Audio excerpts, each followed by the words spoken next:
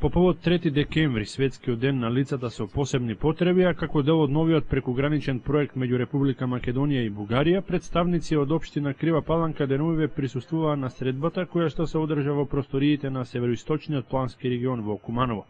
Ако досега главно акцентот беше ставен на туризмот и на напорите за зголемување на финансискиот прилив во македонскиот североисток, овој пат 6 наши општини, заедно со уште една бугарска локална самоуправа, а финансиски подпомогнати од фондовите на Европската Унија, ќе работат на подобрување на условите за ранлива група граѓани на регионот. Како што е познато, од мај оваа година па се до 2015-та, Крива Паланка, Куманово, Кратово, Ранковце, Старона Горичани и Липково, заедно со општина Дупница од соседна Бугарија, ќе го имплементираат заедничкиот проект кофинансиран од ИПА, програмата за прекугранична соработка на Европската Унија. Наречен Сите деца учат заедно, прекугранична мрежа на инклузивни училишта, а целта е социјална кохезија и соработка преку создавање меѓугранична мрежа и школска инклузија на децата со посебни потреби. Во основа, напорите се насочени кон тоа физички да се олесни пристапот на оваа ранлива група до образовните институции, а исто така и преку бројни други активности да се доближи до случувањата во заедницата. Проектот меѓу другото опфаќа изградба на пристапни рампи, лифтови, специјални тоалети за ученици со посебни потреби во 7 училишта од 6 општини во регионот.